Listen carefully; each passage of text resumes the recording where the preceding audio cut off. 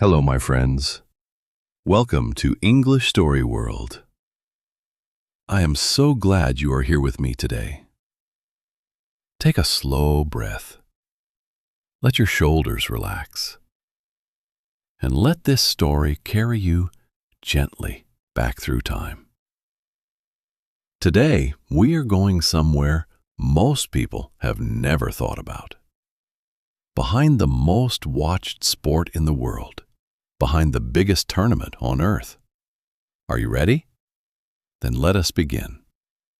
Did you know that in 1930, the most important trophy in football was carried across the Atlantic Ocean in one man's personal bag? Not in an armored car, not in a security vault, in a bag, on a ship, for weeks. That man was Jules Rimet, and that trophy would one day be watched for by more than 5 billion people. 5 billion. More than half the people on Earth. But before the trophy, before the World Cup, before billions of viewers, there was one small room in Paris on a spring afternoon in 1904, and 7 men who wanted to give the world one set of rules for one game. This is the story of FIFA, from the very beginning to today. If you enjoy learning English through stories like this, please subscribe to English Story World. New stories every week to help you learn English naturally. Now, let us begin. Now imagine for a moment you are standing on a muddy field in England. The year is 1870. The ground is wet beneath your feet. The air smells of damp grass and rain. Around you, 20 men are running, kicking a round leather ball. But here's the problem. Nobody agrees on the rules. One man picks the ball up with his hands. Another man says that is not allowed. They argue. Another man kicks the ball between 2 sticks in the ground. But his team says it was a goal. The other team says no. They argue again. The crowd does not know who is winning. Nobody knows, because there are no rules that everyone agrees on. This was football in the late 1800s. Every country had its own version, its own rules, its own way of playing. England played one way, France played another, Germany had different rules. When teams from different countries tried to play each other, nobody could agree on anything. The sport was growing fast. Millions of people loved it. But without one set of rules, it would never truly be one beautiful game. Someone needed to fix this. Someone needed to bring the world together. That someone was Robert Guerin. To understand FIFA, we must go back further, much further, to the year 1823. In a small English town called Rugby, a boy was playing football at his school. His name was William Webb Ellis. During the match, he did something no one had done before. He picked up the ball with his hands. And he ran with it. In that one moment, the sport of football split in two. One group said, "Hands are not allowed, only feet. Round ball." This became what we call football, or soccer as Americans call it. Another group said, "Hands are fine. Run with the ball. Oval ball." This became rugby, and later American football. Two sports, born from one boy, breaking one rule. In 1863, something important happened in London. A group of men sat down together. They were determined to write down the rules of football, clearly, permanently, so that everyone could follow them. They called their organization the Football Association, or simply, the FA. The FA was the world's first football governing body. A governing body means an organization that makes the rules and controls the sport. The FA created the first official rules of football, and for a few years, those rules were enough. But only in Britain, because football was spreading rapidly, crossing borders, crossing the sea into France, Belgium, Germany, the Netherlands, and with it came a growing problem. Each country was playing by its own version of the rules. The world needed one man to fix this. His name was Robert Guerin. He was a French journalist. A journalist is someone who writes news stories for newspapers and magazines. But Robert Guerin was not just a journalist. He was a football man. He had watched international matches between France and Belgium. He had seen the arguments, the confusion, the disagreements over rules. Teams from different countries playing by different rules. Nobody winning clearly. Nobody agreeing clearly. And Guerin had a thought. A simple thought, but a powerful one. What if someone brought every country together? One organization, one set of rules, one game for the whole world. Guerin wrote a letter to the Football Association in England. He proposed an international football organization, one body to govern all football, everywhere. The FA did not reply. Guerin wrote again. Still nothing. The English Football Association believed they had created football.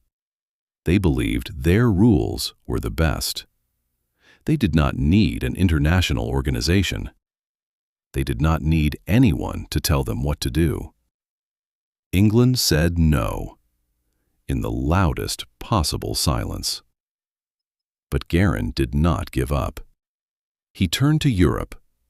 He wrote to France, Belgium, Denmark, the Netherlands, Spain, Sweden, Switzerland, and one by one, they said yes. A date was set. A place was chosen. Paris, 21st of May, 1904. A small room at 229 Rue Saint-Honoré. And 7 nations, ready to change the world. On the 21st of May, 1904, 7 men sat down in a small room in Paris. Outside, the city was alive. People walking, horses pulling carriages, the smell of spring in the air. Nobody outside knew what was happening inside. Inside, 7 men were writing a document that would one day connect 211 nations. They represented France, Belgium, Denmark, the Netherlands, Spain, Sweden, and Switzerland. 7 nations, one dream. They named their new organization Fédération Internationale de Football Association. In English, this means International Federation of Association Football. but everyone in the world would come to know it by 4 simple letters: FIFA. Robert Guerin was elected the first president of FIFA. He was 30 years old. And in that small room, on that spring afternoon in Paris, the most powerful sports organization in human history was born. There was one remarkable detail about that first meeting. Germany was not in the room. But Germany wanted to join. So they sent a telegram. A telegram is a fast written message sent by electric wire. Germany's telegram arrived on the same day. It said simply, "We want to join." 7 nations in the room, 1 nation by wire. 8 countries, 1 organization, 1 game. But England was still not there. The country that invented modern football had refused to join the organization created to protect it. The early years of FIFA were not grand. There was very little money, very few staff, very little power. FIFA in 1904 was one small organization with 8 members. Without England, the country that had created the rules, FIFA was like a football match without a ball. Robert Guerin tried to organize the first international tournament. Without England, it failed. After just 2 years, exhausted and frustrated, Guerin stepped down as president. But the organization survived, because in 1905, something changed. England finally joined FIFA. And with England came an English president. His name was Daniel Woolfall. Under Woolfallow's leadership, FIFA organized its first real tournament, the football competition at the 1908 Olympics in London. For the first time, football teams competed under one set of rules. It was a success, and FIFA began to grow. South Africa joined in 1909, Argentina in 1912, the United States in 1914. Football was becoming truly global. But then, the world went to war. In 1914, the First World War began. Europe, which had just begun to connect through football, was now tearing itself apart. The football pitches went silent. The stadiums emptied. Young men who had been playing together were now fighting each other. FIFA barely survived the war. But in 1919, the war ended. And in 1921, a new man became FIFA president. His name was Jules Rimet. And Jules Rimet had the biggest dream in football history. Jules Rimet had joined FIFA in its very early years. He had watched it struggle. He had seen the wars. He had felt the chaos.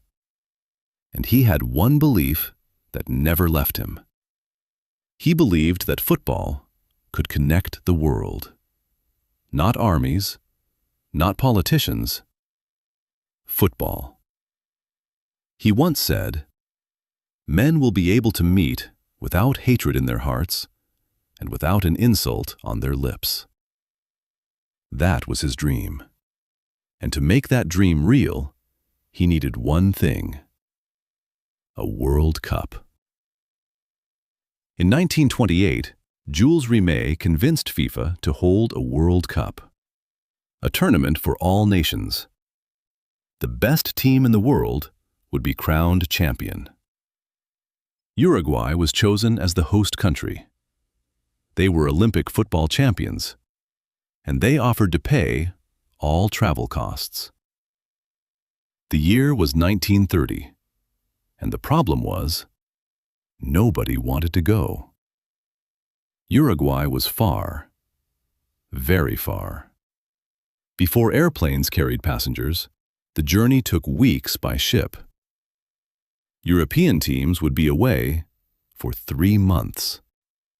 Their clubs at home did not want to lose their players for that long. 2 months before the tournament, not one European country had agreed to come. Jules Rimet personally called. He persuaded. He argued. He pleaded. Persuaded means convinced someone to do something through good arguments and persistence. Finally, 4 European nations agreed: France, Belgium, Romania, Yugoslavia.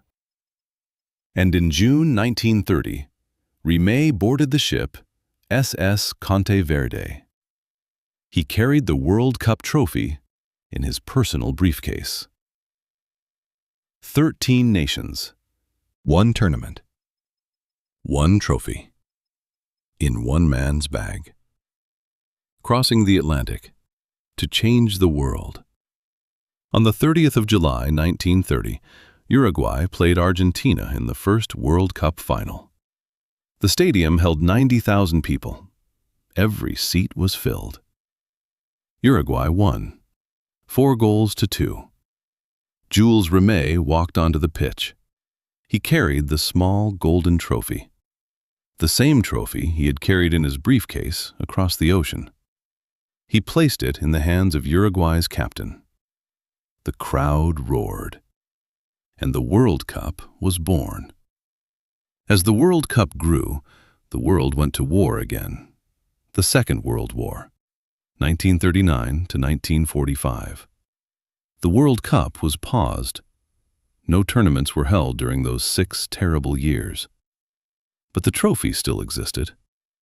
And the Nazi forces in Europe were stealing art, gold, and precious objects from every country they occupied.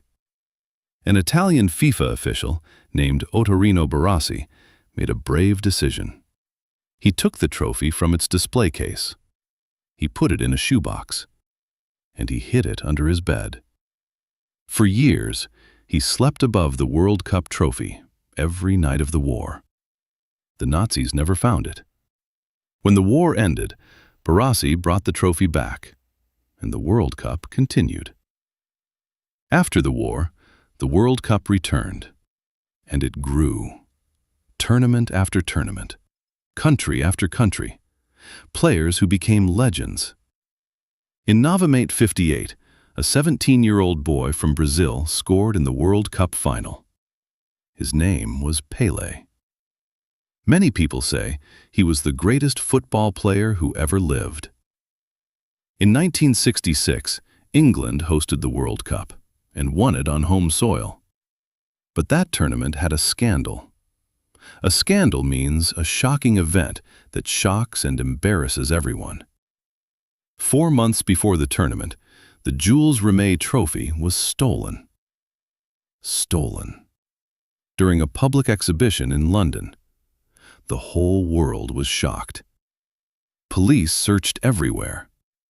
And 7 days later, a dog named Pickles found it, wrapped in newspaper, in a garden hedge, in South London.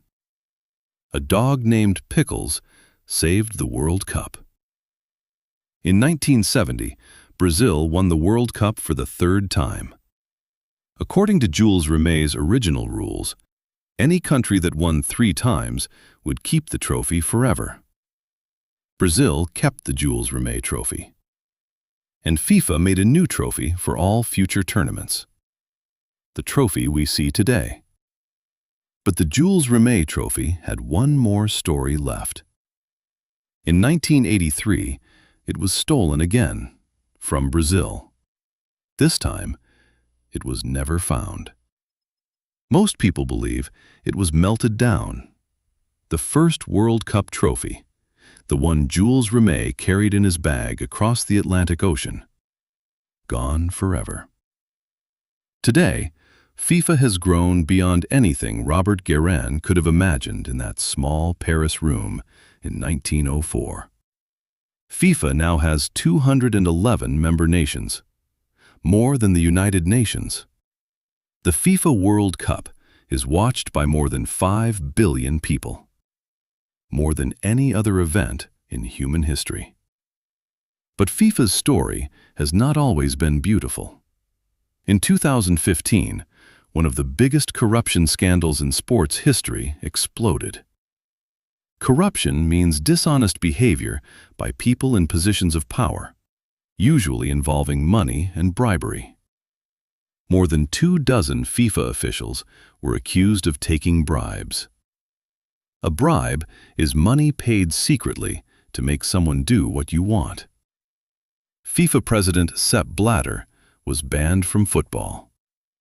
The organization that Robert Guérin had created to unite the world through football had been misused. But football itself kept going, because football belongs to the people, not to any organization, not to any president. It belongs to every child who kicks a ball, in any street, in any country, in the world. And now, my friend, I want to say something to you. When Robert Guérin sat in that room in Paris in 1904, he had a simple idea. If people share the same rules, they can play together. And if they can play together, maybe they can understand each other. Language works exactly the same way. English is not just a language. It is a set of shared rules. When you know those rules, you can talk to anyone. A scientist in California, a teacher in Australia, a student in Kenya, a businessman in India. One language, 200 countries, millions of conversations. FIFA started with 7 nations in one small room. Today, it connects 211. Your English journey started with one word, one story, one listen. And one day, it will connect you to the entire world. Keep listening, keep learning, and keep playing your own beautiful game. That was the story of FIFA. From one small room in Paris to 5 billion viewers worldwide. From 7 nations to 211. From one man's dream to the most watched event in human history. Tell me in the comments, what surprised you most about FIFA's story? Was it the fact that England refused to join the organization that helped create? Was it Jules Rimet carrying the World Cup trophy in his personal bag? Or was it the dog named Pickles who found the stolen trophy in a garden hedge? I would love to hear from you. If this story helped your English today, please subscribe to English Story World. Many more journeys are waiting right here. Until next time, my friends, take care of yourselves and never stop learning.